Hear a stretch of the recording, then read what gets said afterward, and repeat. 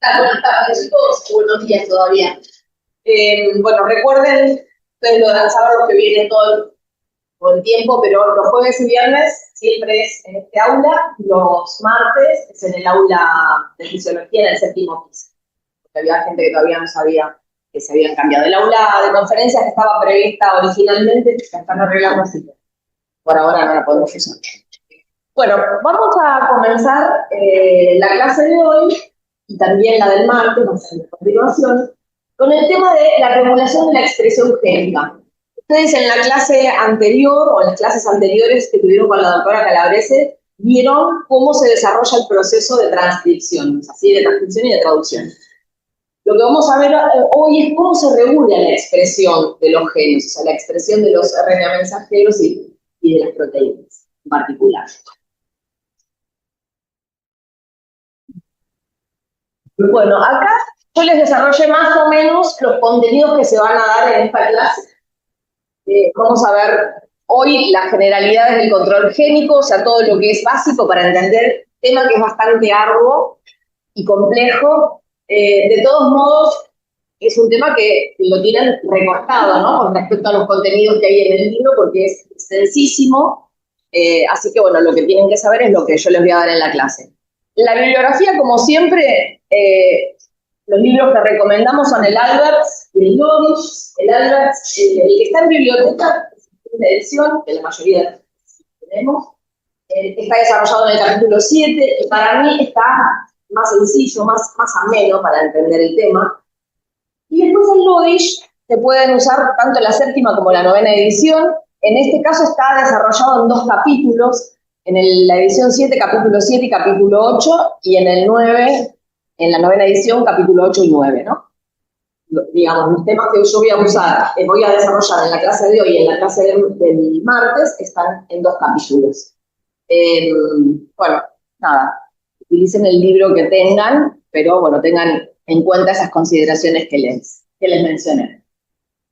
Bueno, todos ustedes saben, obviamente, que los distintos tipos celulares de un organismo pluricelular son completamente diferentes, ¿sí?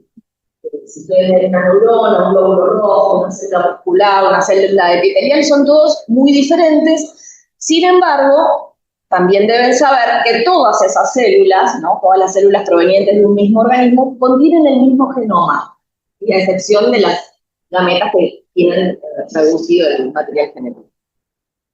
Entonces, ¿a qué se debe? O sea, ¿cómo es que pueden ser tan diferentes? ¿Qué les parece?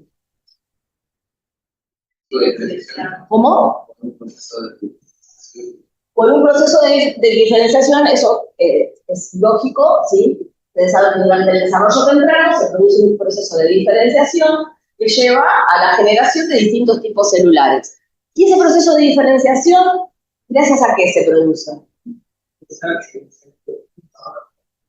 Acá me hablan del silenciamiento de genes. Sí, eso está bien. Algunos genes se silencian, pero otros genes se tienen que activar. Es decir, lo que varía entre esos distintos tipos celulares durante el desarrollo es que cada uno de ellos sintetiza y acumula diferentes combinaciones de RNA y de proteínas. ¿Sí? Es decir, expresa. Cuando nosotros hablamos mucho de la expresa, en esta patología se expresa o en las células se expresa quiere decir que está presente, ¿no? Cuando un gen se expresa quiere decir que se transcribe el correspondiente RNA y luego, si ese es un RNA mensajero, se traduce la correspondiente proteína.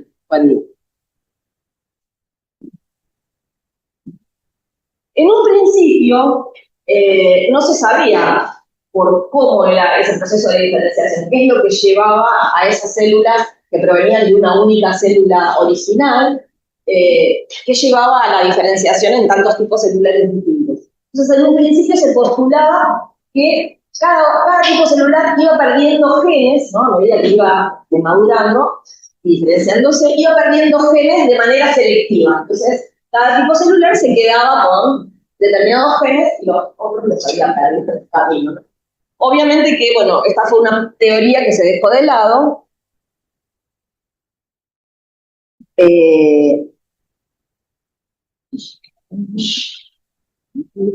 Voy a admitir a los que estén en sala de espera, si puede.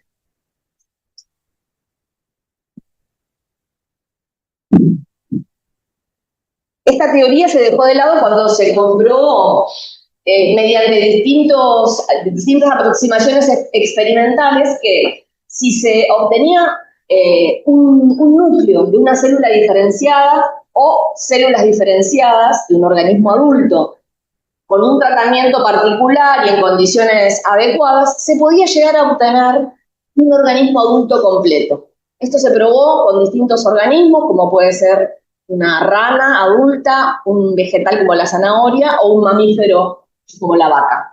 En todos los casos se llegaba a obtener un organismo adulto a partir de una célula ya diferenciada. Entonces, bueno, obviamente no hubo pérdida de material genómico, sino que se llegó a la conclusión que la diferenciación celular dependía de cambios en la expresión génica, ¿no? En distintos momentos de la vida de cada una de las células.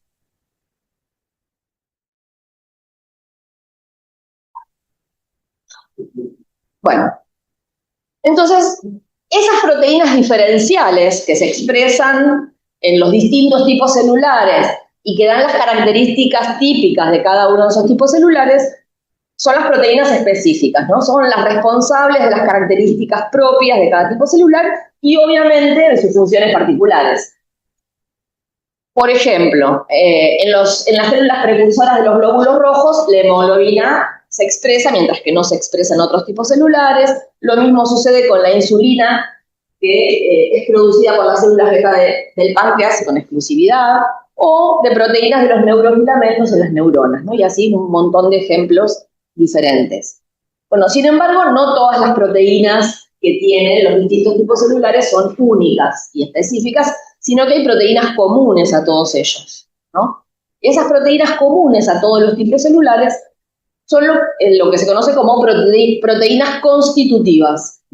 Y, bueno, ¿qué proteínas serán? Todas aquellas proteínas que son esenciales para la vida de cualquier célula, las que llevan a cabo las funciones básicas, las que intervienen, por ejemplo, en las vías metabólicas esenciales, como en la glucólisis, las histonas, las DNA y RNA polimerasas, que intervienen también en procesos básicos como son la duplicación del DNA y la transcripción, y las proteínas del citoesqueleto.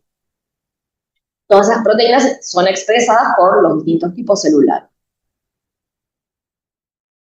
Bueno, ¿en qué situaciones o momentos de la vida de una célula se modifica la expresión génica? Nosotros en la primera diapositiva dijimos que la diferenciación celular depende de cambios en la expresión génica. Entonces, es obvio que durante el desarrollo embrionario es cuanto más espectaculares o son esos cambios en la expresión de los genes. O sea, durante el desarrollo embrionario, el proceso de diferenciación celular se da gracias a esos cambios o modificaciones en la expresión génica. En algunos casos se tienen que activar determinados genes y en otros casos silenciarse otros, ¿sí? Tanto la expresión como el silenciamiento de genes es importante para la diferenciación celular. Y la alteración de esos procesos en los momentos específicos en los que tiene que ocurrir el desarrollo pueden llevar a patologías, obviamente. Pero también las células diferenciadas, una célula adulta, también puede modificar su expresión génica, por ahí de una manera más sutil, pero de hecho eso sucede. Y eso puede ser en respuesta, por ejemplo, a señales extracelulares, ¿no? Como por ejemplo la presencia de una hormona que incide sobre un receptor de membrana, eso dispara una señalización dentro de la célula y en muchos casos esa señalización termina en el núcleo, activando proteínas que modifican, alteran, o sea, incrementan o disminuyen la expresión de determinados genes. También los cambios ambientales muchas veces pueden disparar alteraciones en la expresión génica. Y bueno, obviamente también se puede alterar en condiciones patológicas. Más hacia el final del curso ustedes van a ver una clase de cáncer o de regulación del ciclo celular y van a ver que en ese caso también hay alteraciones importantes en la expresión de los genes. En el cáncer también van a ver que hay proteínas mutadas. Entonces, Ahí sería un mecanismo distinto por el cual se altera, ¿no?, la expresión. Pero sin embargo hay proteínas normales que se sobreexpresan, por ejemplo, o sea, se expresan más de lo normal y eso contribuye al desarrollo de cáncer en este caso, o de otras patologías. Bueno, esta diapositiva se las puse para que ustedes sepan que tienen que saber muy bien cuáles son las similitudes y las diferencias entre la regulación génica de las células procariotas y eucariotas. No las voy a describir acá, porque parte de esto ustedes lo vieron con la doctora Calabrese en las clases anteriores, y parte lo vamos a ir viendo en la clase de hoy, bueno, y en la clase de la próxima, ¿no?, del martes. Pero se los dejo como para que ustedes se hagan una especie de cuadro comparando bien los dos tipos celulares, porque muchas veces preguntamos esto que es muy básico y no lo saben. Así que ténganlo en cuenta, ¿no? O sea, cuáles diferencias importantes, ¿no? Diferencias en cuanto a compartamentalización que influyen sobre la expresión génica, sobre las características de los RNA, los niveles de control de la expresión génica. Bueno, todas las cosas que ustedes vayan viendo a lo largo de la clase, vayan anotándolo y ténganlo en cuenta. Cuando yo les pida diferencias en la expresión génica entre eucariontes y procariontes, es diferencia, o sea, en procariontes es de esta manera, o comparar, ¿no? Y en eucariontes es de esta otra, siempre comparando lo mismo. Bueno, yo recién les hablé de niveles de control de la expresión génica, ¿no? Los dos grandes niveles de control son el control transcripcional, que es el control del inicio de la transcripción, es decir, lo que marca la decisión de iniciar o no iniciar la transcripción de un gen. Y el resto, o sea, una vez que se inicia la transcripción del gen, el resto de los controles que hay se llaman controles post-transcripcionales. Esos dos grandes niveles son comunes, tanto a las células procariontes como a las eucariontes. Hay, digamos, controles de estos dos tipos en ambos tipos celulares. Pero fíjense lo que se muestra acá en este esquemita. El más importante de estos controles es, obviamente, el control transcripcional, porque es mucho, digamos, más económico para la célula. Es mucho mejor controlar, si no se tiene que iniciar la transcripción, que no se inicie directamente. Pero, sin embargo, están los otros controles que van a ver que son importantes en muchos casos. Con respecto a los controles post-transcripcionales, que son comunes también a las células procariontes y eucariontes, podemos hablar así en líneas generales, porque después la clase que viene vamos a ver los controles de las células eucariontes son bastante más complejos y tienen muchos subniveles de control. Pero podemos hablar de la degradación del RNA mensajero, se puede regular. Cuanto más se degrada un RNA mensajero, está menos disponible para que se traduzca la correspondiente proteína, ¿no? O sea, la traducción es el otro nivel, y la degradación proteica o la activación proteica es otro nivel de control, que influye sobre la expresión, ¿no?, del producto génico. Bueno, vamos a empezar entonces bien a entrar, digamos, en este tema de la regulación génica y cómo es que ocurre. ¿De qué elementos depende la expresión génica en todas las células? Hay dos elementos fundamentales que son las proteínas de regulación génica y las secuencias reguladoras, ¿sí? Obviamente las secuencias reguladoras son secuencias de DNA. Las proteínas de regulación génica a las cuales yo me voy a referir en estas dos clases que voy a dar, es lo que se conoce como factores de transcripción. En general, cuando uno habla de un factor de transcripción, habla de esta proteína. O también, yo les agrego esto, que es factores de transcripción específicos de secuencia, para que los diferencien de los factores generales que vieron con la doctora Calabrese en la clase pasada. Estos factores de transcripción, a los que nos vamos a referir hoy, se pueden clasificar en dos tipos, algo ya dijimos. Los factores de transcripción activadores serán los que activen la transcripción, y los represores son aquellos que la inhiban o la repriman, ¿sí? Estos factores de transcripción, para poder funcionar como tales, es decir, para activar o reprimir la transcripción, se tienen que unir a estas secuencias reguladoras que se encuentran en el DNA. ¿Sí? Factor de transcripción cumple su función cuando está unido al DNA.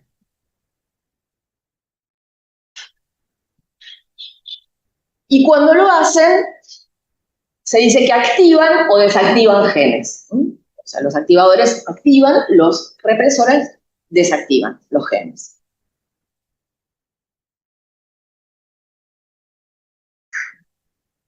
¿Hasta acá se entiende? Bueno. Este cuadrito que les puse acá simplemente es para que vean. Acá en la columna del medio tenemos diferentes tipos de proteínas de regulación génica. ¿Sí? Algunas represoras, como este que vemos acá, que se llama represor LAC, otras activadoras, otras represoras, bueno, los nombres no interesan. Lo cierto es que cada uno de estos proteínas de regulación génica o factores de transcripción se unen específicamente a secuencias reguladoras, que son las que se ven acá en la columna, en la tercera columna. Fíjense que son secuencias muy cortas, entre 6 y 20 pares de bases, ¿no? En promedio, digamos. Pero son secuencias específicas. Cada uno de ellos tiene su secuencia específica a la que se puede unir en el DNA.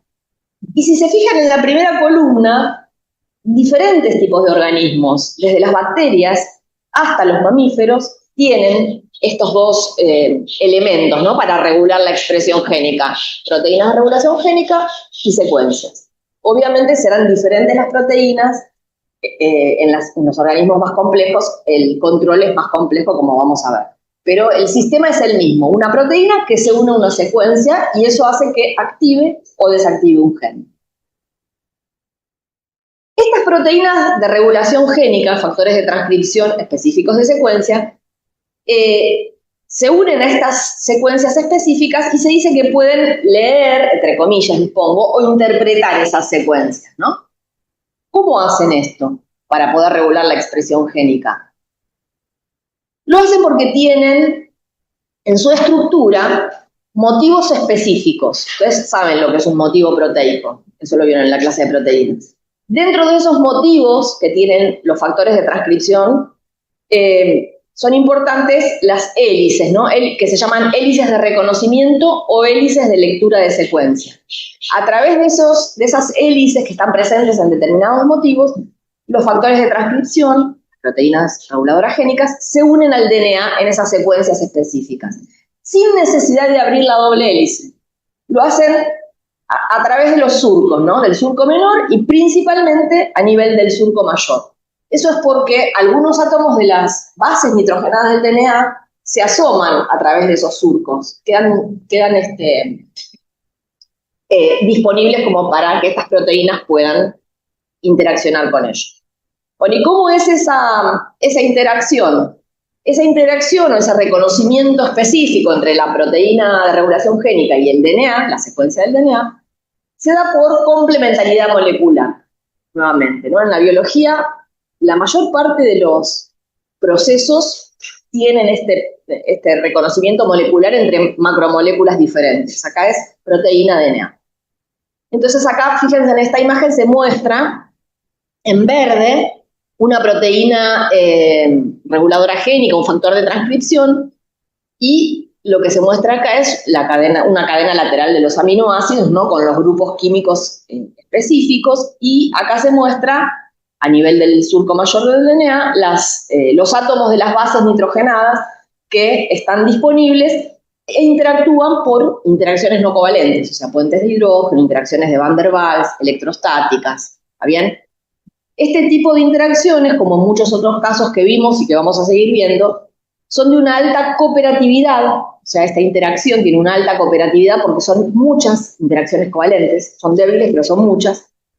Tiene una alta especificidad porque hay una proteína en particular que se une a una secuencia específica y tienen una alta afinidad, ¿no? Cuanto mayor sea el número de interacciones moleculares y más específico el encastre de las superficies de esas moléculas, mayor va a ser la afinidad de la interacción. Eran no covalentes. No covalentes. Sí. Siempre que hablamos de complementariedad moleculares, son interacciones no covalentes. Son muchas, Y además de esas interacciones hay como un encastre de superficies, ¿no? Entre las dos moléculas. Bueno, esta diapositiva es para mostrarles diferentes motivos que se encuentran en las proteínas de unión al DNA, tanto en las células procariontes como en las células eucariontes. Los factores de transcripción tienen motivos específicos que les permiten unirse a esas secuencias, ¿sí? Acá hay como un ejemplo de los procariontes, una proteína represora bacteriana, ¿no? Que se llama MET, no importa. En este caso es un factor de transcripción represor. Yo les había hablado de una hélice de lectura de secuencia, ¿sí? En la mayor parte de los factores de transcripción, el motivo tiene una hélice, pero en otros casos son otros las estructuras. Por ejemplo, en este caso son láminas beta. Vieron que las láminas beta se representan así como flechas. Bien, en este caso también hay una interacción, no hay una hélice, pero de la lámina beta también se proyectan determinados restos de aminoácidos, o sea, grupos químicos que interaccionan por complementariedad molecular con las bases del DNA. Y los motivos de unión al DNA de los factores de transcripción eucariontes son más variados. Acá les presento 3 de ellos, seguramente en algún momento vamos a mencionar algún otro, o ustedes van a ver algún otro, pero los más importantes, por decirlo de alguna manera, son el homeodominio. No tienen que saber de memoria esto, pero bueno, sepan algunos motivos, ¿no? Por lo menos el nombre, y bueno, y cómo se unen al DNA. En este caso, el homeodominio está formado por 3 alfa hélices, ¿no? Los cilindros representan alfa hélices, que están unidas entre sí por bucles, y una de las hélices, en este caso es la hélice 3, es la que interacciona con el surco mayor del DNA. ¿Sí? Las otras hélices pueden contribuir a estabilizar esa interacción. El otro motivo que les muestro acá son los dedos de zinc, las proteínas que tienen dedos de zinc. En este caso, también hay una hélice, o sea, cada uno de esos motivos presenta una alfa hélice, ¿sí? Pero en general, van a ver que los factores de transcripción no actúan como monómeros, por lo general, ¿no? No actúan como monómeros, sino como dímeros, o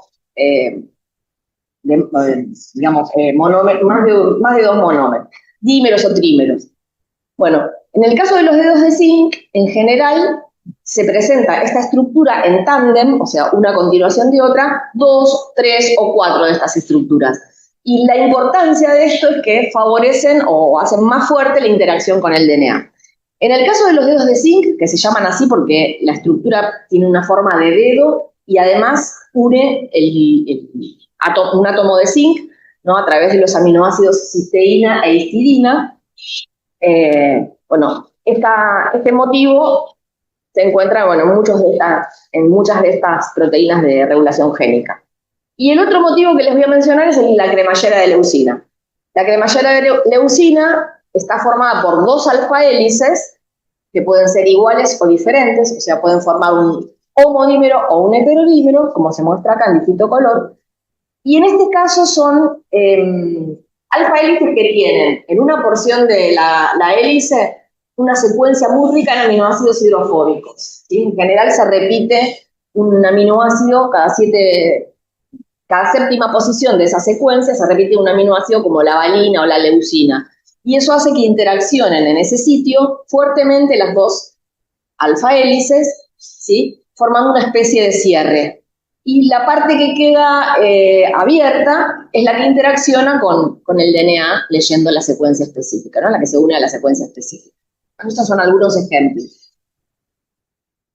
Bueno, vamos a ver ahora, ya hablamos de los 2 elementos básicos de la regulación génica, tanto en los procariotas como en los eucariotas. Vamos a hablar un poco más en detalle sobre la regulación génica en los procariotas. Ustedes vieron la clase pasada, cuando vieron el proceso de transcripción, ¿qué es un promotor o región promotora? ¿Es así? Lo repasamos. Ustedes saben que el promotor o la región promotora es una secuencia de DNA que se encuentra próxima al sitio de inicio de la transcripción, que es la que especifica el sitio donde se va a unir la RNA polimerasa para comenzar la transcripción de un gen. ¿Está bien? Esto es igual para procariontes que para eucariontes. Lo que es diferente por ahí son ¿qué secuencias actúan como promotores? En las células procariontes y en las células eucariontes. Entonces, acá les pongo una figura que no está en el libro, porque en ninguno de los dos libros había un ejemplo de secuencias promotoras en células procariotas. Fíjense, los promotores de las células procariotas son secuencias que están más o menos ubicadas corriente arriba del sitio de inicio en una posición, desde una posición menos 35 a menos 10, ¿no? El menos indica que es corriente arriba del sitio de inicio de la transcripción, que en este caso está marcado acá con el más 1. Todas estas filas que ven acá corresponden a diferentes genes bacterianos, ¿sí? Entonces, cuando se superpone la secuencia de todos esos genes bacterianos, lo que se puede ver es que, fíjense lo que está pintado de amarillo. Lo que está pintado de amarillo son las secuencias consenso, o sea, las secuencias que se repiten en prácticamente todos esos genes. ¿Está bien? Bueno, esas secuencias consenso marcan que esto es un promotor. ¿Se entiende eso? Bueno. Con respecto a las proteínas reguladoras de los eucariontes, o sea, los factores de transcripción procariontes, muchas veces, ustedes corríjanme si digo algo que no corresponde, porque uno hablando a veces no se da cuenta. Yo cuando vuelvo a escuchar el video, muchas veces se cometen esos errores. Entonces, con respecto a las proteínas reguladoras de la transcripción o los factores de transcripción procariontes, en general, también existe, digamos, es lo que mencionamos en una de las primeras diapositivas, ¿no? Tienen proteínas activadoras y proteínas represoras. Tienen motivos, como vimos en la diapositiva anterior, y con respecto a las secuencias reguladoras, en general son más sencillas. Ahora después van a ver cómo hay diversos tipos de secuencias reguladoras en los genes eucariontes. En este caso son secuencias más sencillas y podemos hablar de un sitio operador o bien operador a secas, que es el sitio donde se unen las proteínas represoras, o bien de un sitio activador o sitio de unión para activadores, que es la secuencia del DNA donde se unen las proteínas activadoras. ¿Bien? O sea, esto parece repetitivo, pero digamos, después por ahí no lo saben, por eso se los remarco así de esta manera. En el caso de las células procariontes, los genes se activan y se desactivan de manera reversible de acuerdo a cambios ambientales. ¿Qué cambios ambientales? Por ejemplo, la concentración de determinados nutrientes, la concentración, de determinadas moléculas o metabolitos o iones, o, por ejemplo, en condiciones de hipoxia. Cuando hay cambios en este tipo de cosas que recién mencioné, se pueden activar o reprimir reversiblemente los genes, ¿no? Es decir que en las bacterias se van a sintetizar solamente las proteínas que ese organismo necesita, esa célula necesita específicamente en ese momento y en esas condiciones determinadas. También, como les había mencionado en una de las primeras diapositivas, el principal nivel de regulación acá es la iniciación de la transcripción. No sé si los mareé con esto, pero las bacterias regulan la transcripción de acuerdo a lo que necesitan, por decirlo de alguna manera, ¿no? Entonces, si se encuentran en un medio donde escasea determinado azúcar, van a tratar de aprovechar el otro azúcar que esté presente para obtener energía, y así si hay carencia de oxígeno, van a tratar de explotar alguna vía metabólica que les permita vivir en ausencia de oxígeno o a la inversa. Eso quise decir. En el caso de las células procariontes, los genes que participan dentro de una misma vía metabólica, ¿sí? Por ejemplo, en la síntesis de determinado metabolito o en la degradación de determinado metabolito, en general son más de una proteína, más de una enzima, todas están codificadas en un sitio del genoma que se denomina operón y están reguladas de manera coordinada. Entonces, este esquema que ven acá es un esquema general de un operón. No tiene un nombre, no es un operón determinado, sino que es un esquema general. ¿Cómo se constituye un operón? O sea, ¿cómo es la estructura? ¿Por qué elementos está formado? En principio, bueno, por genes estructurales. Cuando hablamos de genes estructurales, acá serían los genes que codifican esas proteínas, esas enzimas que participan juntas en una misma vía metabólica. Esos genes están uno a continuación de otro. Y luego tenemos una región reguladora o elementos de control, que es esto que se ve acá, ¿sí? Dentro de los elementos de control, bueno, obviamente el promotor tiene que estar presente, y las otras secuencias reguladoras que permiten la unión de proteínas activadoras y represoras también. Entonces tenemos secuencias operadoras, que son las secuencias a las cuales se unen las proteínas represoras procariontes, y secuencias activadoras, que serían las secuencias a las cuales se van a unir las proteínas de regulación génica activadoras, o sea, los factores de transcripción activadores. ¿Está bien? Esos son los elementos de control. Sí. O sea, cuando ustedes ya vieron lo que es un gen en general. El gen, dentro del gen tenemos las secuencias codificantes y las secuencias reguladoras. En el caso de los procariontes también, solo que en este caso hablamos de un operón que tiene más de un gen, o sea, se codifica más de una proteína, ¿no? En este elemento. En este caso son 4 proteínas, A, B, C y D. Acá estaría, digamos, el sitio de inicio de la transcripción, y luego tenemos en el gen, o sea, esto es DNA, ¿no? Lo que se está mostrando acá, tenemos las secuencias reguladoras. El promotor, que es donde se ubica la polimerasa para comenzar la transcripción, y las secuencias reguladoras a las que se unen los factores de transcripción para activar o para reprimir la transcripción. ¿Está bien? Entonces, en el sitio operador se unen las proteínas represoras y en el sitio activador se unirán las proteínas activadoras de la transcripción. Luego, aparte tenemos los genes que codifican esas proteínas reguladoras, ¿no? Represoras o activadoras, que son las proteínas de regulación génica o factores de transcripción. Y estas proteínas represoras y activadoras en los procariontes en general están reguladas también, o sea, su actividad está regulada por moléculas pequeñas, que en general son moléculas difusibles, y que pueden ser proteínas, aminoácidos y segundos mensajeros. ¿Sí? Segundos mensajeros son moléculas pequeñas que actúan en diferentes vías de señalización, provocando diferentes respuestas en la célula. Ahora vamos a empezar a ver ejemplos, ¿no?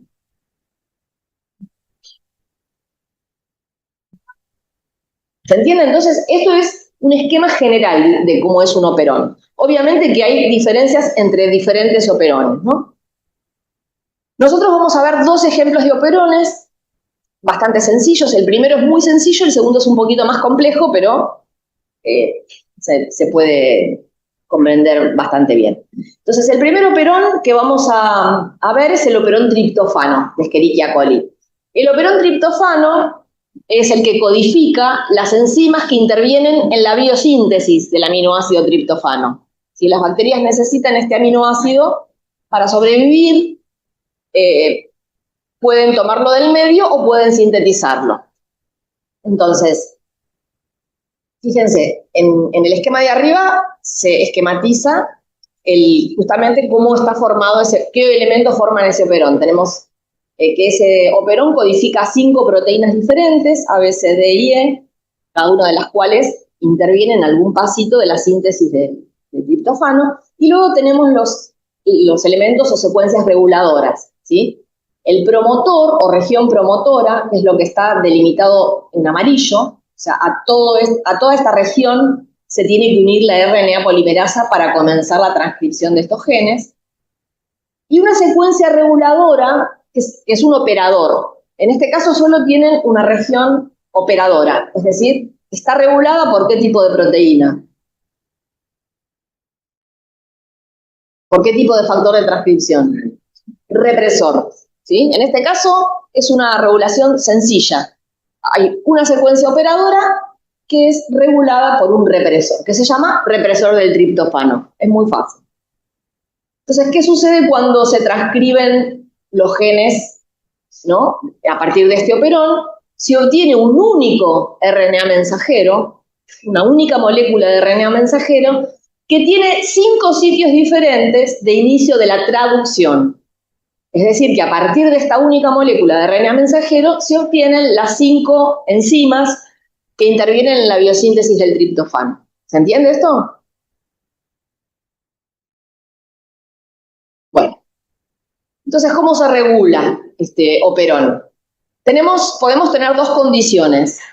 Una condición en la cual la concentración de triptofano en la célula sea baja, es decir, no tiene disponible en el medio la bacteria el triptofano, lo tiene que sintetizar. ¿Cómo les parece que estará este operón? ¿Activo o inactivo? Obviamente va a estar activo. Por eso les decía en una primera diapositiva que en general las bacterias van a sintetizar aquellas proteínas que necesitan en determinado momento. Entonces, ¿qué sucede? Cuando la concentración de triptofano en la célula es baja, el represor, la proteína represora, que es la única en este caso que regula ese operón, está en una conformación inactiva. ¿Qué quiere decir que está en una conformación inactiva? Que no se puede unir al DNA. En esa conformación, seguramente los átomos que establecen contacto con la secuencia operadora no están disponibles o están orientados de otra manera. Entonces no se puede unir. Si el represor no se puede unir acá al sitio operador, la polimerasa tiene libre este sitio para unirse y comenzar la transcripción. ¿Está bien? Entonces el operón o los genes están activos, se transcriben. ¿Qué sucede? Bueno, obviamente lo contrario va a suceder cuando haya una alta, como es lógico, ¿no? Una alta concentración de triptofano. ¿Y eso por qué sucede así? ¿Por qué se inactiva en este caso? Porque justamente es el triptofano, la molécula pequeña, ¿no? El triptofano es un aminoácido, que se une al represor cambiando su conformación. Entonces, cuando el triptofano, que está en gran cantidad, se une al represor, el represor se activa, hay mucho triptofano, puede unirse al DNA, a la secuencia operadora, y cuando se une a esta secuencia, la polimerasa no se puede unir, por lo tanto, no se pueden transcribir los genes, es decir, están inactivos. ¿Se entiende? Muy sencillo, es realmente muy sencillo de comprender. Y si no se lo acuerdan, eso no se lo tienen que estudiar de memoria, sino razonarlo. Se dice que este control ejercido por las proteínas represoras es un control negativo. ¿Por qué? Porque cuando el represor está activo, o sea, se puede unir al DNA y ejercer su función, los genes están inactivos. Entonces es un control negativo, o sea, disminuye la transcripción. Bueno, esto simplemente para ver el cambio conformacional que se puede operar cuando se une el triptofano, ¿sí? Que hay hélices que se mueven de su sitio, entonces se favorece la interacción con el DNA. Se dice que los represores ejercen un control negativo en este caso porque cuando el represor está activo, es decir, se puede unir al DNA, el gen está inactivo o la transcripción no se produce. Vamos a ver ahora lo que es un control positivo, o sea, el ejercido por los activadores. Esto no es para el operón triptofano, es para mostrarles cómo se ejerce el control positivo, ¿no? En un operón bacteriano. El control positivo, obviamente, ¿qué querrá decir? Que cuando la proteína está activa, la proteína activadora, porque el control positivo está ejercido por activadores transcripcionales, ¿no? Que aumentan la velocidad de inicio de la transcripción. Cuando esta proteína está activa, los genes están activos. Y puede haber dos posibilidades. Fíjense, en la parte de arriba, en este caso la proteína activadora, el factor de transcripción activador, también es regulado por una molécula pequeña difusible, ¿no? Pero puede haber dos posibilidades. En el caso de arriba, cuando la molécula difusible se une al activador, cambia su conformación y hace que esta proteína no se pueda unir del DNA al DNA o la libera del DNA, por decirlo de alguna manera. ¿Está bien? Fíjense que acá está unida sin unirse al ligando. O sea, en esta situación, sin unión al ligando, la proteína activadora está unida, se produce la transcripción, se estimula la polimerasa y se produce la transcripción. Obviamente, en este tipo de operón tiene que haber un sitio activador para que se una la proteína activadora. Y la otra situación es la siguiente que se puede dar también. puede ser que el ligando, que en este caso no sabemos cuál es porque es un ejemplo, no es un ejemplo particular, sino que es algo general. En este caso, cuando el ligando se une y cambia la conformación de la proteína activadora, esta proteína se activa, es decir, se puede unir a la secuencia activadora para inducir un aumento de la transcripción. ¿Está bien? Pueden darse cualquiera de las dos situaciones. En ambos casos hablamos de un control positivo porque siempre que el activador transcripcional esté unido al DNA, va a activar la transcripción o va a tener la capacidad, digámoslo, de activar la transcripción. ¿Cómo lo hace? En los procariontes, bueno, se postulan dos mecanismos. Uno dice que lo que haría el factor de transcripción es aumentar la superficie de contacto de la polimerasa, ¿no? Favoreciendo su unión al sitio promotor y de esta manera promoviendo la transcripción. Y otro mecanismo podría ser que al interaccionar esta proteína activadora con la RNA polimerasa al nivel del DNA, cambie sutilmente su conformación, o sea, la conformación de la polimerasa, promoviendo una transición que la hace más activa. ¿Está bien? O sea, este contacto, digamos, es importante para activar bien la transcripción. Si no estuviera la proteína activadora, ¿no? Probablemente la polimerasa se podría unir y transcribir, pero lo haría a una velocidad mucho menor. ¿Se entiende esto? Bueno, entonces este concepto es importante. Este concepto es importante que les pongo acá. Tanto los activadores como los represores de la transcripción tienen que estar unidos al DNA para ejercer su efecto. Es decir, un factor de transcripción, ya sea activador o represor, para ejercer su función se tiene que unir al DNA. ¿Está bien? No importa que esté en el núcleo, o sea, obviamente tiene que estar en el núcleo, no en el caso de los eucariontes, bueno, en el caso de los procariontes no tenemos compartimentalización, pero tiene que estar unido.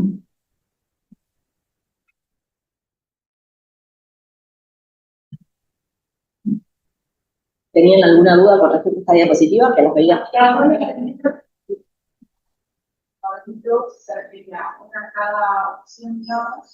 Aquí último. Estas dos opciones. Esas son dos posibilidades. O sea, se pueden dar las dos o en algunos casos se puede dar una o la otra. Lo cierto es que ahí la interacción entre el factor de transcripción y la RNA polimerasa es importante para activar completamente la polimerasa. Claro, Claro, exacto. Bueno, vamos entonces ahora a ver el otro operón, que es un poquito más complicado que el operón triptofano, porque en este caso este operón está controlado tanto por un factor de transcripción activador, que es la proteína CAP, que significa proteína activada por catabolito, como por un represor transcripcional que se llama en este caso represor LAC.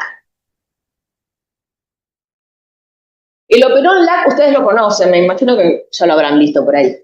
¿Se acuerdan en qué vía metabólica participa? ¿Qué cosa de lactosa? La lactosa es un azúcar. Cuando no hay glucosa, se sintetiza glucosa y lactosa. Es como el momento de necesidad de las reglas. Por ahí anda. Eso, por eso. El operón LAC es el que codifica las enzimas que intervienen en la degradación de la lactosa. La lactosa es un disacárido, ¿sí? Acá ven la fórmula, esta sería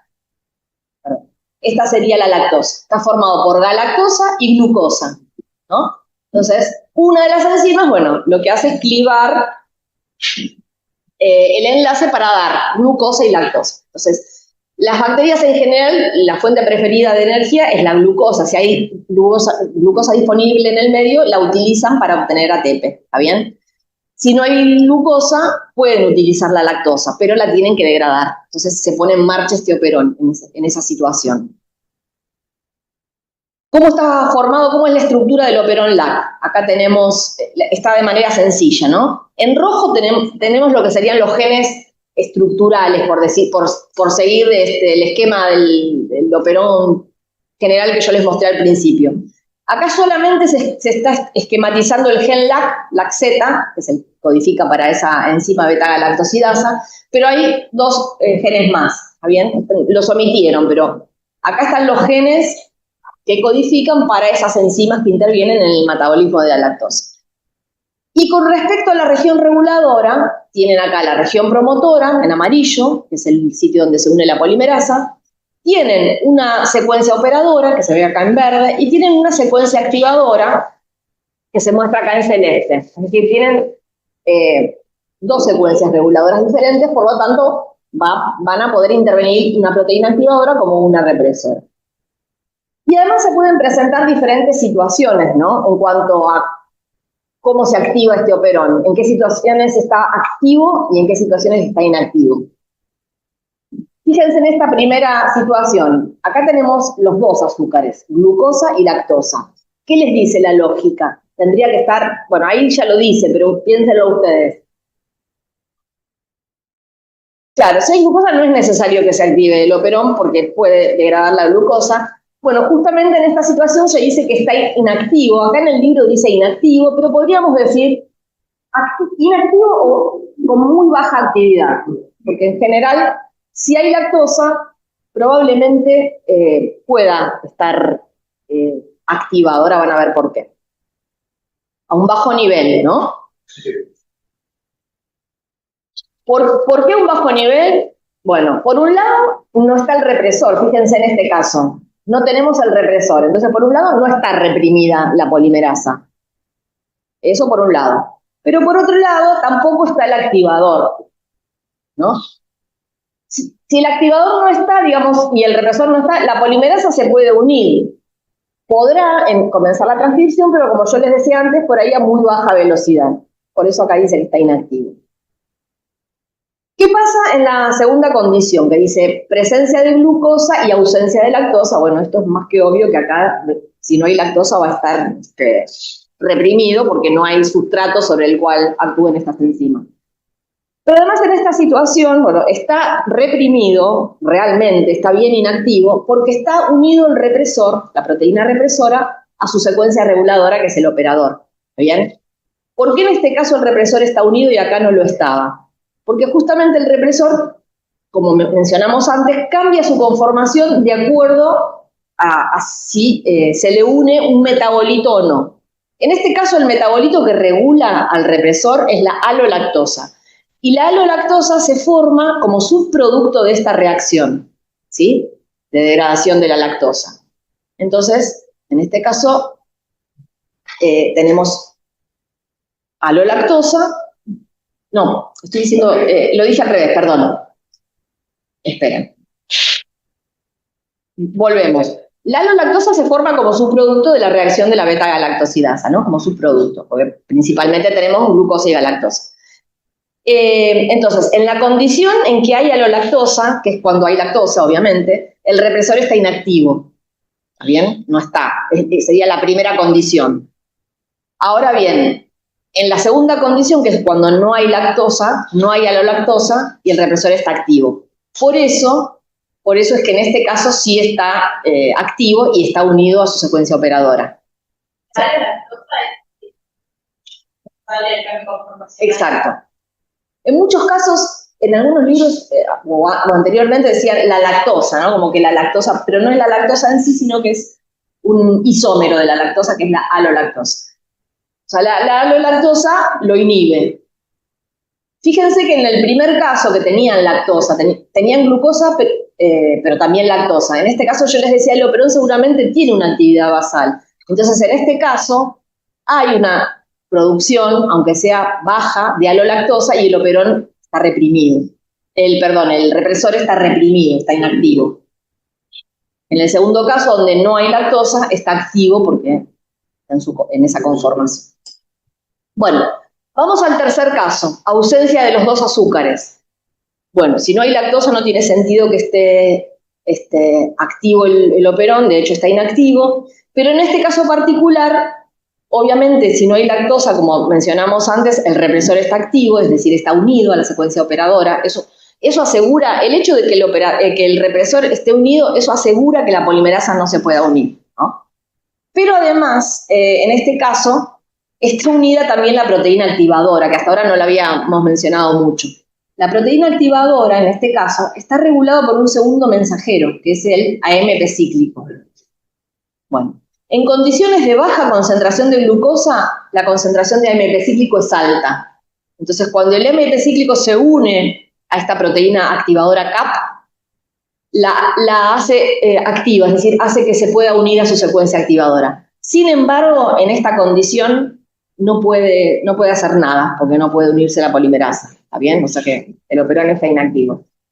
Ahora, ¿cuál es la última situación? Que obviamente que es la más favorable para la actividad de este operón. En este caso tenemos ausencia de glucosa, es decir, no tiene directamente de dónde obtener la energía, pero tenemos presencia de lactosa, ¿no? Obviamente este operón se debería activar. Y justamente es lo que ocurre, por un lado, porque el represor está en su conformación inactiva, porque si hay lactosa, hay alolactosa, si hay alolactosa, se inactiva el represor, no se puede unir. Se puede unir la polimerasa. Pero además, en esta condición donde no hay glucosa, hay alta concentración de AMP cíclico, entonces el activador está activo, se puede unir a su secuencia y puede estimular a la polimerasa para que tenga su mayor actividad, el operón. Se transcribe el mensajero que codifica estas enzimas, luego se traducen cada una de estas enzimas a partir de ese mensajero y se degrada la lactosa. ¿Se entiende? Bueno. En ese esquema anterior que les puse en la diapositiva, solo mostrábamos un sitio operador, pero en realidad es un poquito más complicado porque hay más de un sitio operador, ¿no? En este operón LAC.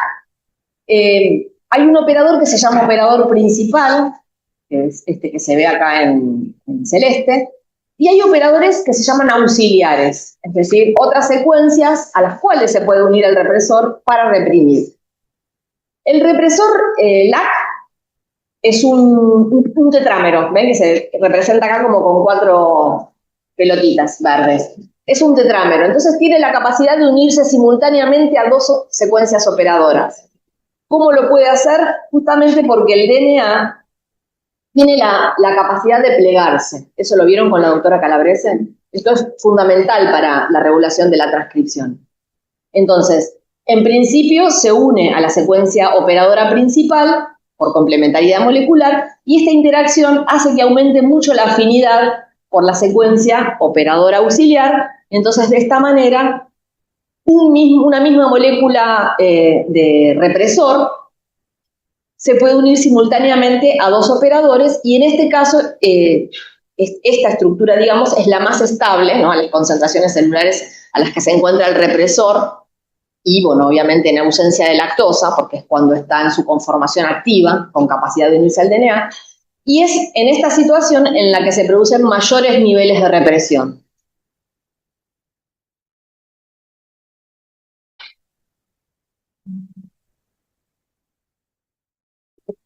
Sí. ¿Podemos volver a la anterior?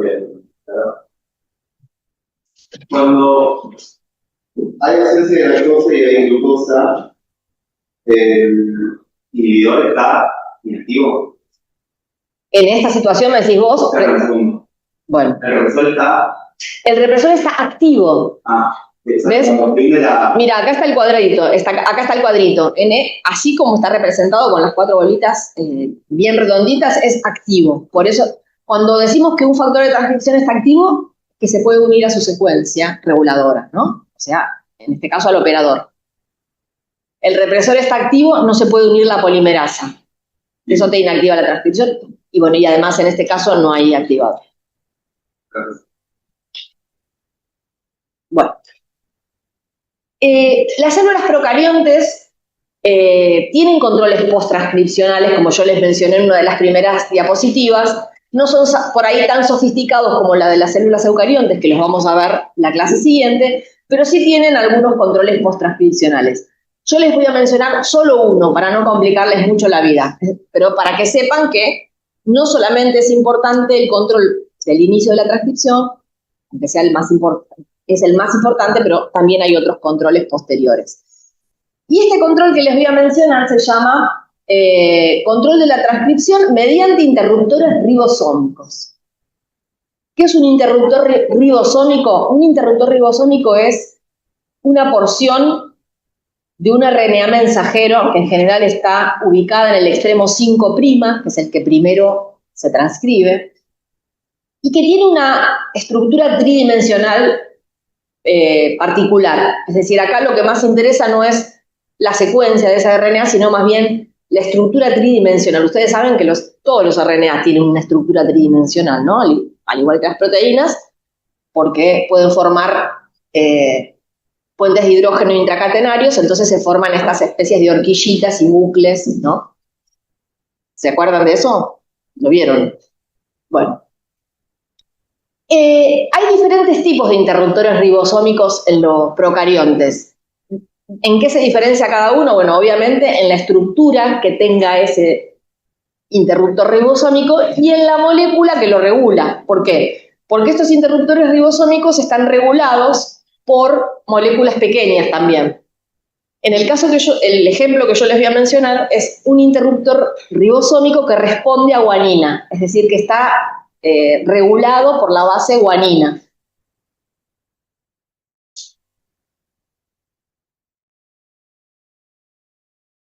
Y en este caso está presente en un operón que controla la síntesis de purinas, ¿no? Por eso el regulador es la guanina. El nivel de control en este caso es el control de la elongación de la transcripción, es decir, ya empezó la transcripción, pero lo que se puede llegar a frenar es la elongación. O se frena o sigue, ¿no? De acuerdo a las condiciones. Entonces, yo les decía, en este caso, la molécula que regula a este interruptor es la guanina. Cuando hay niveles bajos de guanina, o cuando no hay guanina en el medio, obviamente esta molécula de interruptor ribosómico está libre, o sea, se está sintetizando este RNA mensajero, el extremo 3' tiene esta estructura tridimensional, digamos, se continúa la transcripción hasta el final. Quiere decir que en este caso la transcripción está activa, los genes para la biosíntesis de guanina, ¿no?, o de purinas, están activos, como es lógico. Si es baja la concentración de purinas, es lógico que se transcriba este mensajero. ¿Qué sucede cuando los niveles de guanina son altos? ¿Sí? Se comenzó a transcribir este RNA mensajero, ¿no? Pero la guanina se puede unir a ese interruptor ribosómico, esa molécula de RNA que comenzó a sintetizarse, y hace que cambie su conformación. O sea, se forma una estructura como esta, ¿no?, que lo que hace es abortar la transcripción, es decir, se transcribe hasta ese momento. Luego se separa, digamos, del ribosoma y, bueno, obviamente este RNA, que no está completamente transcripto, va a ser después degradado. Es decir, que en este caso los genes van a estar inactivos, no se va a expresar ese RNA, que después dará una proteína que tiene que ver con la síntesis de purinas en este caso. Claro, siempre estamos hablando de interacciones no covalentes. Acá, mira, acá se muestra a nivel de los átomos, ¿no?, cómo se produce. Acá tenés la guanina y a través de sus átomos establece interacciones no covalentes con otros átomos del RNA, ¿no? Interacciones puente de hidrógeno, ¿no?, mayormente, pero bueno, todo tipo de interacciones no covalentes. ¿Se entiende entonces el concepto? El interruptor ribosómico es el extremo, o sea, está formado por el extremo del mensajero que se está transcribiendo y depende de que cambie su conformación si hay o no hay, en este caso, guanina. Otros interruptores ribosómicos responderán a otros metabolitos de acuerdo a la vía metabólica correspondiente, ¿no? Bueno. ¿Cómo? No está en los niveles socioeconómicos pero todo vive. Claro, se une a ese RNA, Sí. cambia su conformación y ahí termina la transcripción. Y es post-transcripcional porque ya había comenzado la transcripción. ¿Está bien? No había terminado, pero había comenzado. Bueno, vamos a entrar ahora en lo que queda en la clase de hoy, en el control transcripcional de las células eucariontes, que es obviamente más complejo. Y yo voy a ir dándoles paso por paso, ¿no? Una parte en la clase de hoy y otra parte en la clase que viene. Ay, qué feo. Voy a sacar esto de acá. Bueno, lo voy a ir corriendo. Bueno, este esquemita me gustó y aparte yo le agregué algunas cosas. Este esquemita seguramente lo vieron con la doctora Calabrese la clase pasada o algo parecido. Más o menos. Ustedes saben que para que comience la transcripción en las células eucariontes, ¿no? Estamos hablando de ahora pasamos a células eucariontes. En las células eucariontes, ¿cómo está el DNA? ¿Cómo? Acá me dicen está bastante compacto. Digamos, estructuralmente, ¿cómo está formada el material nuclear, digamos? Está asociado a proteínas. O sea, el DNA está asociado a proteínas, principalmente ¿cuáles? Las histonas. ¿Y qué estructuras se forman entre el DNA y las histonas? Los nucleosomas, ¿se acuerdan? Y se acuerdan que había dos estructuras de la cromatina. La cromatina cerrada y la cromatina abierta, como se muestra acá, ¿sí? La cromatina cerrada es la heterocromatina, o sea, compacta. Y la cromatina abierta es la eucromatina, que es la cromatina que es justamente la que se puede transcribir. Para que pueda ocurrir la transcripción, ¿sí? La polimerasa puede actuar, se tiene que abrir la cromatina, o sea, tiene que estar en estado de eucromatina. Entonces, como ven acá, a partir de la cromatina abierta se puede formar el complejo iniciador de la transcripción, que se acuerdan por qué componentes estaba formado, principalmente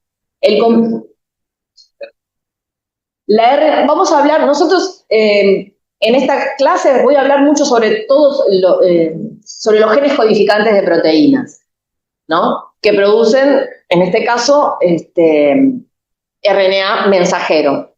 Entonces, la polimerasa es la polimerasa 2, como la que está esquematizada acá, ¿está bien? ¿Se acuerdan que los eucariontes tienen 3 polimerasas? Entonces, después lo vamos a retomar. Si hablamos de genes codificantes de proteínas, hablamos entonces de polimerasa 2. Bien, uno de los elementos fundamentales para que inicie la transcripción de un gen codificante de proteínas es la polimerasa 2. ¿Qué más?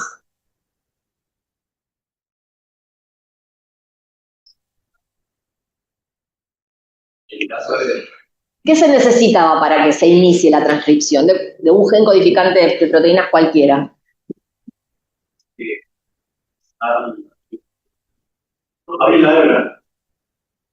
Pero más allá de eso, claro, específicamente me refiero al proceso de transcripción. Tenés la RNA polimerasa 2, los factores generales de transcripción, y escuchen bien que yo digo generales y lo remarco, porque son 5 o 6 factores que siempre son los mismos, ¿no? Cuando va a iniciarse la transcripción de un gen codificante de proteínas eucariontes. Son necesarios siempre para que se inicie la transcripción. ¿Y se acuerdan de esta proteína o conjunto de proteínas que se llama mediador o proteína plataforma, como le quieran llamar? Bueno, estos serían los componentes esenciales para que se inicie la transcripción. Y se necesita que la cromatina esté abierta, ¿está bien? Esté como eucromatina. Bueno. Los factores de transcripción específicos de secuencia de los que les estoy hablando en esta clase y en la que viene, actúan un paso más arriba que los factores generales de la transcripción, ¿sí? Por eso los puse acá. ¿Por qué? Porque tienen que ver, en principio, o en parte, con esa transición de la cromatina desde un estado cerrado a abierto, ¿sí? Y con otras interacciones, es decir, estos factores también tienen que interaccionar con el complejo de iniciación de la transcripción, como se ve acá se ven en verde, ¿no? Para que se pueda iniciar la transcripción. ¿Se entiende la idea? Porque seleccionan esa secuencia que tiene que... Los específicos de secuencia, que son los que yo estoy explicando hoy, que en general son los que se llaman factores de transcripción a secas. Yo les puse específicos de secuencia para diferenciarlos de los otros, ¿no? Primero, se tiene que unir una secuencia específica, eso es lo que venimos diciendo a lo largo de la clase, ya sea una secuencia que... Bueno, Después vamos a hablar de las secuencias de los eucariontes. En el caso de las bacterias serán la secuencia activadora o la secuencia operadora. En el caso de los eucariontes, las secuencias reguladoras hay de más tipos y son un poco más complejas, ahora las vamos a ver, pero no importa. Se tienen que unir a secuencias específicas, reguladoras, que están en el DNA, ¿no? Para activar o para reprimir. Y una de las cosas que hacen cuando se unen, es justamente promover para ese gen determinado la apertura de la cromatina. ¿Para qué? Para que se pueda unir la polimerasa y todos los otros componentes que son los factores generales y el complejo mediador. Dentro de esos factores generales, alguien me había dicho de abrir la hebra, sí, justamente algunos de esos factores generales tienen acción de helicasa. ¿Se acuerdan? Pero lo que quiero que les quede claro es esto. Los factores generales de la transcripción están a este nivel, nivel del complejo de preiniciación, y están siempre que se va a iniciar la transcripción, y los represores y los activadores están más arriba. O sea, primero se tienen que unir esto para que se forme esto, y llegado el caso, bueno, obviamente que para que se forme este complejo y pueda actuar, el factor de transcripción tiene que ser activador. ¿Entiendes? Se tiene que activar la transcripción. Bueno, igual después lo vamos a ir retomando a lo largo de lo que queda de la clase y la que viene. Pero la idea es esa. Esto que ven acá es cómo es la estructura de un factor de transcripción eucarionte. En este caso, un factor activador, ¿sí? Esta imagen en verde es el esquema sacado del Alberts y este es del Lodich. Los dos representan lo mismo de distinta manera. En este caso tenemos lo que representa el Alberts, los dos dominios más importantes de un factor de transcripción, en este caso activador, es el dominio de activación y el dominio de unión al DNA. El dominio de unión al DNA es fundamental porque es lo que le permite unirse a su secuencia reguladora específica, ¿está bien? Y el dominio de activación le va a permitir unirse a otras proteínas, que en su conjunto se llaman coactivadores. Van a ser otras proteínas que van a ayudar a ese factor de transcripción a activar la transcripción en este caso. Y este esquema del Lodich es similar porque muestra, ¿no? El factor de transcripción es una proteína, acá se muestra el extremo amino terminal y acá el carboxilo terminal. En este caso particular tenemos el dominio de unión al DNA en este extremo y el dominio de activación en este otro. Una cosa interesante es que las proteínas activadoras de la transcripción, o sea, los factores de transcripción activadores, tienen una estructura que se dice que es modular. Es decir, cada uno de estos dominios que yo les mostré, el dominio de unión al DNA, que se ve en azul, o el dominio de activación, se puede encontrar, por un lado, en diferentes porciones, ¿no?, del factor de transcripción. Y por otro lado, se puede repetir un mismo dominio en diferentes factores de transcripción combinados de distintas maneras. Fíjense, estos son todos ejemplos de factores de transcripción, no interesan los nombres, son ejemplos. Igual acá les puse qué significa cada uno o cuál es cada uno. Pero miren, todos estos factores de transcripción, que son factores de transcripción activadores, tienen un único dominio de unión al DNA, ¿no? La pelotita azul. Ese dominio de unión puede estar a nivel del amino terminal, a nivel del carboxilo terminal o en una parte intermedia de la secuencia proteica, ¿sí? Y después, con respecto a los dominios de activación, pueden estar en diferentes sitios y puede ser más de uno. O sea, un mismo factor de transcripción puede tener más de un dominio de activación. Y cada uno de esos dominios está unido por secuencias que se dice que son flexibles, ¿no? Que eso van a facilitar. El hecho de que esas secuencias que comunican esos dominios sean flexibles hace que faciliten la interacción de estos factores de transcripción con otras proteínas y con el DNA. ¿Se entiende la idea? Sí. Una cosa, estos dos dominios son los dos dominios fundamentales, pero también, como vimos antes, los factores de transcripción, yo les dije que en general funcionaban como dímeros, entonces también pueden tener un dominio de dimerización, por ejemplo. ¿Está bien? Pero acá nos interesan en particular estos dos dominios. Esta imagen que ven acá, que no es de ninguno de los libros, porque en ninguno de los libros les dan el esquema, pero simplemente para que vean que un factor de transcripción represor también tiene dos dominios fundamentales, un dominio de unión al DNA, este que se ve acá, ¿sí? Una secuencia de unión al DNA, que es este, y un dominio o más, en este caso son dos, dominios que se llaman de represión. Si hablamos en este caso de un factor de transcripción represor, el dominio es de represión, no de activación, ¿está bien? A través de ese dominio de represión se puede unir a otras proteínas, como se ve acá, que en su conjunto se llaman correpresores. ¿Está bien? Todos estos nombrecitos que ven acá no los tienen que saber, es la idea de que son otras proteínas. Obviamente, todo este conjunto de proteínas unidas al factor de transcripción represor, lo que van a hacer es colaborar en la represión de la transcripción de determinado gen. ¿Está bien? Siempre y cuando este factor esté también unido al DNA. ¿Se entiende, no? Todo esto. Bueno. Yo les había hablado recién y antes también les había comentado lo que muchos factores de transcripción actúan como dímeros. Y acá hay ejemplos, no tienen que saber los nombres, pero de distintos factores de transcripción. Y todos ellos, fíjense, actúan como dímeros, ¿sí? Como heterodímeros o a veces como homodímeros. El hecho de que puedan actuar como dímeros y sobre todo como heterodímeros, ¿no? Es decir, dos monómeros diferentes o un poquito diferentes, al unirse pueden aumentar la posibilidad de regulación. ¿Por qué? Fíjense en este ejemplo que es muy sencillo de entender. Tenemos tres factores de transcripción relacionados, ¿no? A, B y C, cada uno con un color diferente. Cada uno con un dominio de activación y un dominio de unión al DNA.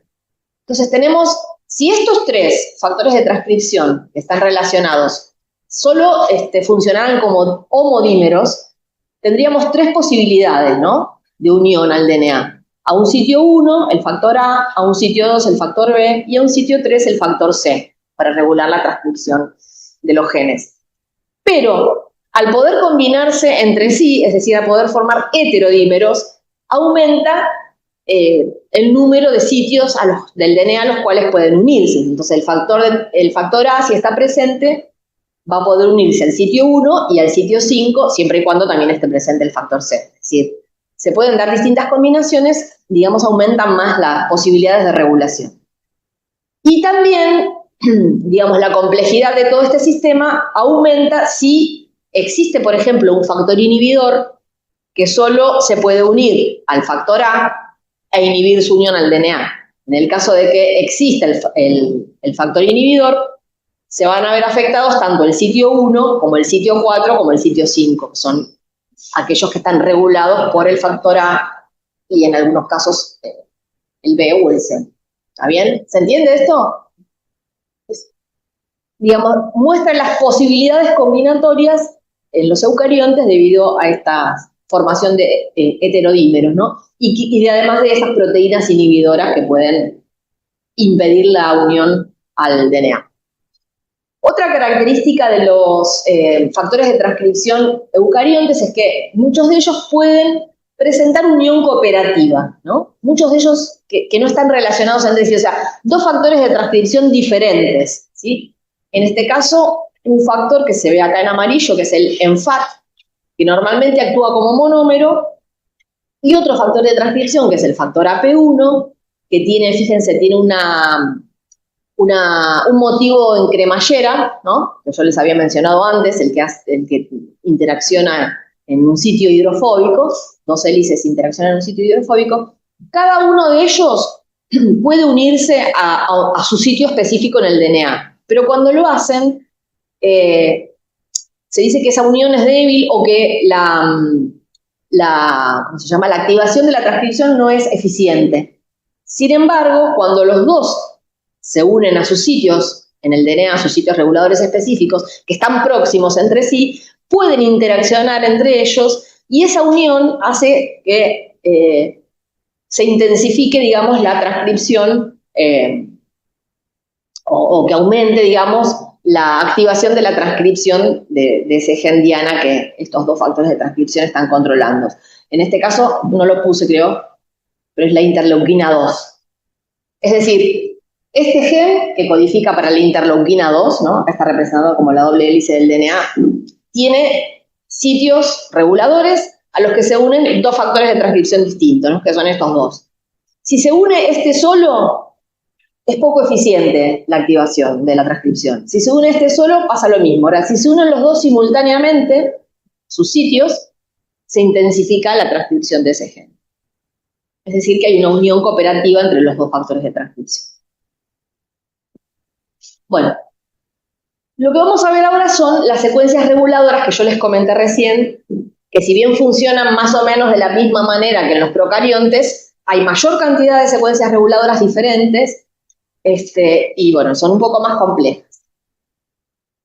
Bueno, en principio vamos a mencionar los promotores de las células eucariontes. Hay diferentes tipos de promotores eucariontes o regiones promotoras. Yo les voy a mencionar los tres más importantes, que son la caja Tata. Caja Tata posiblemente ya la hayan visto, ¿no es cierto? Si bien la caja Tata es el promotor más conocido por ahí, no es el más común en los genes eucariontes. Está en un 20% de los genes, más o menos. La caja Tata, como ustedes habrán visto, es una secuencia reguladora corta de más o menos 8 pares de base. Y esta es la secuencia consenso, ¿no? De la caja Tata, que es una secuencia consenso conservada. ¿Qué quiere decir? Que todos los genes que tienen como promotor una caja Tata tienen una secuencia casi idéntica. Ahí puede haber en este sitio o en este sitio un 50% de adenina o de timina, y acá un 50% en unos casos de adenina o de guanina, ¿está bien? Pero pues el resto es así. En cuanto a la ubicación, además, normalmente se encuentra a menos 35 o menos 25 pares de bases en relación al sitio de inicio, es decir, corriente arriba, 35 o 25 pares de bases corriente arriba del sitio de inicio de la transcripción o sitio más 1, ¿bien? Si este es el sitio de inicio de la transcripción ocurre en este sentido, es decir, corriente abajo es hacia acá y corriente arriba es hacia acá. ¿Sí? Y todo lo que es corriente arriba tiene una posición con un número, con un menos. ¿Sí? O sea, acá sería 0, menos 1, menos 2, y así sucesivamente. En general, los genes que tienen como promotor caja Tata son los genes que son transcripcionalmente muy activos. No vamos a decir mucho más de esto, es como para que ustedes lo sepan. Otro tipo de promotor eucarionte son los iniciadores. El iniciador o secuencia iniciadora, se puede llamar de diferentes maneras. En este caso también es una secuencia relativamente corta, pero se dice que la secuencia consenso, que es la que se muestra acá, es una secuencia degenerada, ¿no? ¿Qué quiere decir que es degenerada? A diferencia de la caja Tata, es menos conservada, es decir, es más variable en distintas posiciones. La Y acá representa una pirimidina, cualquiera de las pirimidinas. Y la N representa cualquier base. Entonces, en los distintos genes que tienen como promotor un iniciador, ¿sí? Esa secuencia iniciadora es diferente, es un poco diferente. O sea, obviamente que tiene cierta similitud. Y una cosa que sí es común es que todas estas secuencias iniciadoras tienen en la posición más 1 una adenina. Es decir, que la secuencia iniciadora está alrededor del sitio de inicio de la transcripción. ¿Está bien? Y en general, también se encuentran en genes de transcripción rápida, ¿no? Estos promotores iniciadores o secuencias iniciadoras. Esto que les muestro acá es para decirles, nosotros en general hablamos de promotor, ¿sí? Y uno se hace la idea de una única secuencia, pero en general se habla en los eucariontes de una región promotora, es decir, puede haber más de una secuencia que esté regulando ahí el inicio de la transcripción. ¿Sí? Los promotores propiamente dichos son los que yo les mencioné, caja Tata, iniciador, y ahora después les voy a mencionar las islas CPG. Pero puede haber otras secuencias alrededor de esos promotores, ¿no? Acá tenemos una caja Tata y un iniciador. Puede haber otras secuencias como esta que se muestra acá o esta que se muestra acá que pueden influenciar la fuerza de ese promotor. ¿Qué es la fuerza de un promotor? Es la cantidad de veces que la RNA polimerasa inicia la transcripción de un gen por unidad de tiempo, ¿no? Como consecuencia de la estimulación de ese promotor. Entonces, podemos tener promotores fuertes son aquellos que estimulan la transcripción muchas veces por unidad de tiempo, y promotores débiles son aquellos que estimulan la transcripción pocas veces por unidad de tiempo, con menos frecuencia, por decirlo de alguna manera. Bueno, el otro tipo de promotor eucarionte que les mencioné recién son las islas CG o islas CPG, ¿no? Se llaman islas porque se encuentran dispersas en el genoma como islas. O sea, las secuencias citosina-guanina en el genoma eucarionte son más escasas que las adenina-timina. Y también se las puede llamar CPG con una P chiquitita, y esta P chiquitita representa una unión fosfodiéster, ¿sí? Porque ahí se habla de la citosina que está al lado de una guanina en la misma hebra de ADN. Obviamente que esta citosina-guanina va a estar apareada con una guanina-citosina en la hebra complementaria, eso siempre es así, ¿no? Las islas CPG son secuencias un poco más largas, ¿no? De 20 a 50 nucleótidos, más largas que las anteriores que vimos. En general se encuentran un poco más alejadas del sitio de inicio, alrededor de 100 pares de bases en promedio, ¿no? En dirección 5', ¿no? Del sitio de inicio. Y una cosa importante es que se encuentran en la mayoría de los genes, lo que se llaman genes domésticos, o también se llaman genes de mantenimiento, o en inglés housekeeping genes. Estos genes de mantenimiento son justamente aquellos que codifican, ¿vieron las proteínas constitutivas que yo les mencioné en una de las primeras diapositivas? O sea, que codifican todas las proteínas esenciales para la vida de la célula. Y son genes que se transcriben a baja velocidad, ¿no? A diferencia de los genes controlados por caja-tata o iniciadores. Más o menos el 60 o el 70% de los genes eucariontes tienen como promotor islas CPG, o sea que son los más comunes, al menos en los eucariontes superiores. Y una característica de estos promotores, de las islas CPG, es que son pobres en nucleosomas, se dice, o tienen nucleosomas como más espaciados. Eso se explica de esta manera porque ustedes vieron que citosina-guanina, ¿no? en la doble hebra del DNA, lleva 3 puentes de hidrógeno. Entonces es más difícil, esas regiones que son muy ricas en citosina-guanina, es más difícil curvarlas alrededor del nucleosoma porque requiere más energía. Entonces de esa manera se explica que estas regiones sean pobres en nucleosomas o que los nucleosomas sean más espaciados, menos apretados, por decirlo de alguna manera. Bueno, y ahí lo que les dije yo, son los promotores de la mayoría de los genes codificantes de proteínas de mamíferos.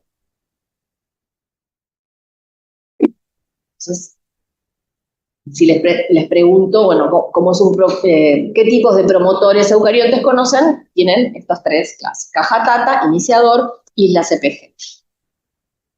Bueno, vamos ahora a las secuencias reguladoras, que son bastantes más que los procariontes, y tienen algunas características particulares, ¿no? Yo les voy a mencionar estas 5, ahí se las presento, y ahora vamos a ver cada una de ellas con más detalle. Una de estas secuencias reguladoras de la transcripción en los eucariontes son los elementos proximales del promotor. Los elementos proximales del promotor son secuencias relativamente cortas, 6 a 10 pares de bases, están ubicadas generalmente, como el nombre lo indica, cercanas al promotor, no importa si son 100, 200 pares de bases, no importa. Eso es en dirección 5' o 3' del sitio de inicio de la transcripción. Se dice que, digamos, más que funcionar como secuencias a las que se unen los activadores o los represores, se dice que funcionan como elementos de anclaje de aumentadores distantes. ¿Qué quiere decir? Los aumentadores distantes son otras secuencias que estimulan la transcripción, que están más alejadas. Pero cuando el DNA se curva, esos factores de transcripción anclados a esas secuencias más alejadas pueden ponerse en contacto con estos elementos proximales del promotor y de esta manera estimular la transcripción. Otro tipo de secuencias reguladoras son los silenciadores, ¿sí? Los silenciadores, como el nombre lo sugiere, son secuencias del DNA que unen factores de transcripción represores. Entonces, bueno, en realidad pueden actuar de 2 maneras. Uniendo los factores de transcripción represores que van a interferir con el complejo de iniciación de la transcripción, es decir, van a reprimir la transcripción, o también pueden, de alguna manera, unir factores represores que van a prevenir la unión de factores de transcripción activadores a sus elementos reguladores. Esto parece chino, pero la clase que viene voy a mostrar una... Sí, está bien. Lo que pasa es que yo se los describo acá para que después cuando ustedes vean todo el tema lo puedan entender. Ahora te lo explico. Es decir, silenciador es una secuencia reguladora del DNA eucarionte, de genes eucariontes. A esa secuencia se le unen factores de transcripción represores. Esos factores de transcripción represores pueden reprimir la transcripción de distintas maneras, ¿sí? No es tan sencillo como en los procariontes, que los genes son más chiquitos, están más próximos al sitio promotor.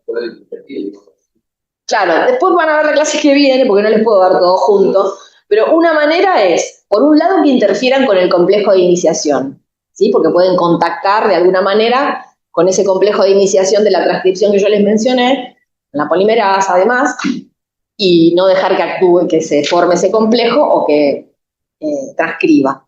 Y otra puede ser que cuando se unan a esa secuencia, los factores de transcripción represores, no dejen que los factores de transcripción activadores se unan a su secuencia, ¿sí? Que por ahí están cerquita. Bueno, por ahora lo dejamos así. El otro tipo de secuencia reguladora que son muy importantes son los amplificadores, y yo acá les puse todos los nombres con los que lo pueden encontrar. También se les llama potenciadores, aumentadores o enhancers. O sea, los amplificadores son secuencias que se dice que son elementos de control a larga distancia porque pueden estar muy alejados del sitio de inicio, inclusive a miles de pares de bases del sitio de inicio. Se pueden encontrar en diferentes sitios del gen, tanto en dirección 5' como 3'. Pueden estar dentro de un intrón, dentro de un exón, o en dirección 3' del exón final, es decir, más allá de donde termina la porción codificante de un gen. Y son bastante largos también, en promedio tienen entre 50 a 200 pares de base, a diferencia de los elementos proximales que son más cortitos y están más cerquita del sitio de inicio del promotor. Estas secuencias amplificadoras, potenciadores o enhancers, representan sitios de unión para proteínas de transcripción activadoras, ¿no? Específicas de secuencia. Es decir, unen los factores de transcripción activadores. ¿Bien?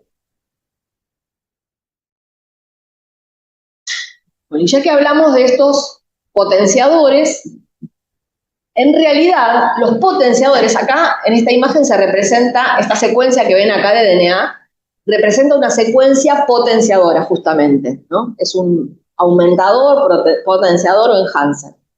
En realidad no unen un único factor de transcripción activador, sino que pueden unir varios. Acá se ven en distintos colores, acá se ve un potenciador donde se le unen distintos factores de transcripción activadores. Entonces, el conjunto de esta secuencia con sus factores de transcripción activadores, ¿no?, que van a influenciar sobre la activación de la transcripción, constituyen lo que se conoce como potencisoma. Es decir, múltiples factores de transcripción pueden unirse a un mismo potenciador. Les decía que son secuencias muy largas.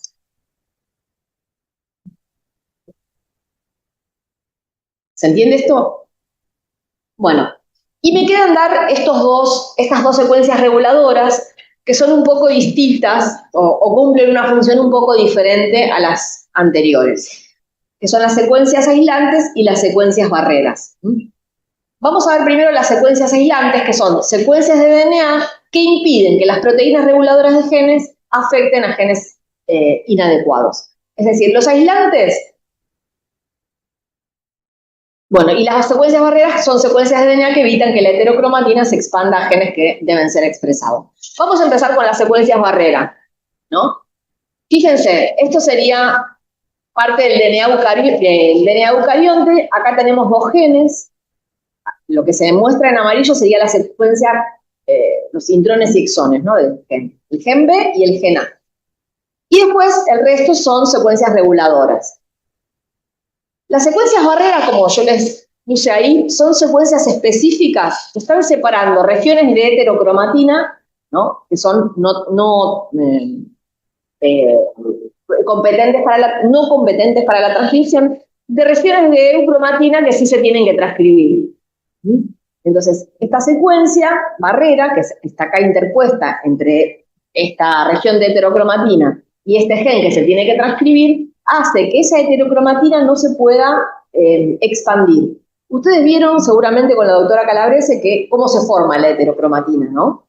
Que hay proteínas. ¿Cómo?